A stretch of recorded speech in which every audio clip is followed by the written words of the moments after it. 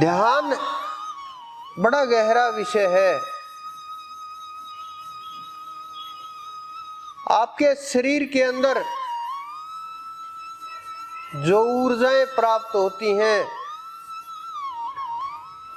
वो भोजन से प्राप्त होती हैं, जल से प्राप्त होती हैं, कुछ ऊर्जाएं ध्यान से प्राप्त होती हैं, कुछ ऊर्जाएं योग से प्राप्त होती हैं, कुछ ऊर्जाएं कुंडलिनी शक्ति से प्राप्त होती हैं, कुछ ऊर्जाएं निंद्रा में प्राप्त होती हैं। इसीलिए जब रोग समझ नहीं आता डॉक्टरों के, तब वो नींद की दवाइयां दे देते हैं, वो इलाज नहीं करते। उनके पास इलाज है ही नहीं, करेंगे कैसे? लेकिन उनको इतना जरूर पता होता है कि ये शरीर रेस्ट करेगा, सो जाएगा, निंद्रा आ जाएगी तो ये स्वस्थ हो जाएगा, दिमाग ठीक से काम करने लगेगा, ये जरूर पता होता है। जब नींद में जीव होता है, ये शरीर सो जाता है, तब भी आप जागते रहते हो। आपने अनुभव किया होगा सपनों में कि मैं जाग रहा था, कुछ चीजें देखी भी होंगी, एहसास भी हुआ होगा सब प्रकार का। कुछ लोग गहरे में चले जाते हैं, लोग कोमा में चले जाते हैं, लेकिन कोमा में भी आप लोग होते हो, क्योंकि ये आत्मा समझो जब शरीर छोड़ती है तभी आप बाहर निकलते हो, और जब आप नहीं होगे तो इस शरीर का महत्व नहीं रहेगा,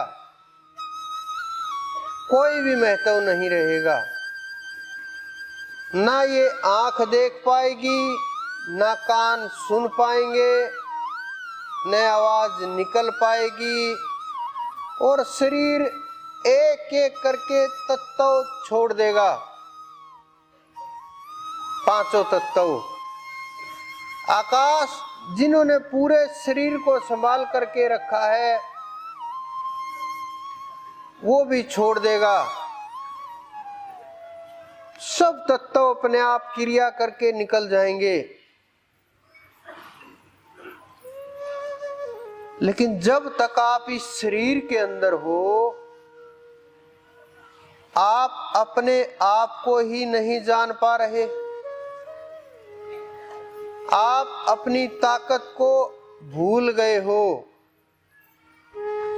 और जब तक आप अपने आप को पहचान नहीं पाओगे, कोई भी ज्ञान, कोई भी पुस्तक,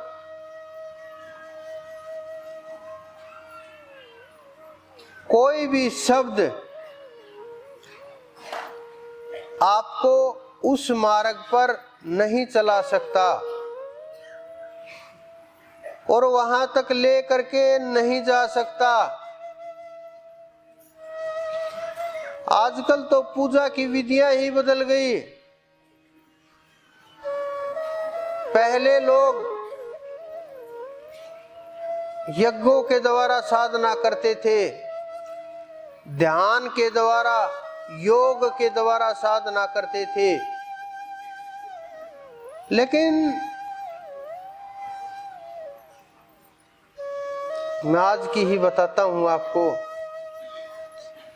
पीछे यज्ञ चल रहा था, मैं एकदम से किसी को एहसास भी नहीं था कि वो सोच रहे थे ध्यान में बैठे होंगे, लेकिन मैं तो उनके आदेश का पालन करता हूँ।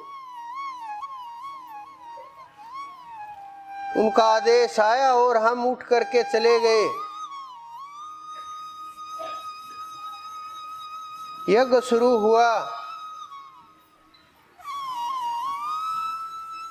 पंडित जी मंत्र बोल रहे थे और आहुति डालने वाले आहुति डाल रहे थे। पंडित जी ने बोला कि स्वाहा बोलो, वो सब स्वाहा बोलने लगे। वो मंत्र बोलता और सब स्वाहा बोल देते। लेकिन आध्यात्मिक जीव बिना सोचे समझे, बिना विवेक के, बिना जागृत अवस्था के कोई कर्म नहीं करता। ये तो यज्ञ की बात थी। आजकल की शादियों को देख लीजिए आप कि फटाफट से पंडित जी मंत्र बोलते रहते हैं और सामान कुछ कुछ देते रहते हैं दूल्हा दुल्हन के हाथों में। न घर वालों को पता होता क्या चल रहा है, न दूल्हा दुल्हन को पता होता क्या कर रहे हैं। बस बोलते हैं अभी खड़े हो, एक चक्कर लगाओ, फिर बोलते हैं दुल्हन को आगे करो, एक चक्कर और लगाओ। वो मन में गिनते रहते हैं, 2 हो गए, 3 हो गए। बहुतों को तो यही नहीं पता चलता हो क्या रहा है। ये केवल हमारे धर्म में नहीं है, सब जगह यही हालात है। जो धर्म चल रहे हैं उनका हर जगह यही सिस्टम ही यही है। तो बिना जाने, बिना सोचे, बिना समझे बस जो लिखा है वो करना होता है। चाहे पूजा की ही विधियां देख लीजिए कि पंडित जी क्या बोलेंगे कि आप है ना यहाँ हाथ लगा लीजिए चरणों में। कई लोग होंगे बोलेंगे आपस में सारे हाथ लगा लो, इसके हाथ लगा लो, बस हो गया काम। जो हाथ आगे लगाए हुए है उसको ये नहीं पता हाथ क्यों लगवा रखा है, बस लगा दिया कुछ अच्छा ही होगा। ये जागृति नहीं है, ये ध्यान नहीं है, ये वो स्थिति नहीं जहां मन को रोका जा सके। ये वो परमात्मा का मार्ग नहीं जहां जा करके कल्याण हो जाए जीव का,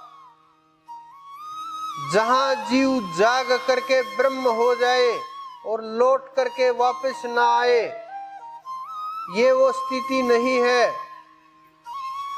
इस स्थिति से कल्याण नहीं होगा। कुछ लोग समझते हैं कि हम कुछ पैसे दे देंगे, कहीं भी मंदिर में, मस्जिद में, यहाँ आश्रम में भी, कि कुछ कष्ट कम हो जाएंगे। ये मार्ग ही नहीं है कष्ट कम होने का। कष्ट कम होने का मार्ग ध्यान है, नाम सुमरण है। इसी कारण से सब धर्मों ने जीवन की दिनचर्या तक लिख दी। सुबह उठ करके ये करना है, सब में, एक में नहीं, सब में। दोपहर को ये करना है, रात को ये करना है, सोते समय ऐसा करना है, क्या खाना है, क्या पीना है, कितने बच्चे पैदा करने हैं, यहाँ तक लिख दिया कैसे बच्चे पैदा करने हैं, किस समय के ऊपर, सब चीजें लिख दी गई सब धर्मों में। लेकिन आध्यात्म में ये नहीं होता, वो थोड़ा सा अलग होता है। वहां रटे रटाए मार्ग पर नहीं चलना होता। वहां ये नहीं देखा जा सकता कि हिंदुओं में क्या बुरा है, मुसलमानों में क्या बुरा है। आध्यात्मिक लोग सार सार निकाल लेते हैं, गुणग्राही लोग होते हैं, गुणों को धारण कर लेते हैं, ऐसार को छोड़ देते हैं। मात्र दिनचर्या और जीवनचर्या को ठीक करने से आध्यात्म नहीं हो सकता। मैंने देखा ऐसे संतों को जिनकी कोई दिनचर्या ही नहीं है। नींद आई तब सो गए, आँख खुली तब ध्यान शुरू, भूख लगी तो खा लिया, ना लगी तो पड़े रहे। ऐसे ऐसे संत, उनका रास्ता, उन्होंने जो खोजा, उन्हें जिस सार का अनुभव हुआ, जिस तत्व को उन्होंने जाना, वो महत्व रखता है।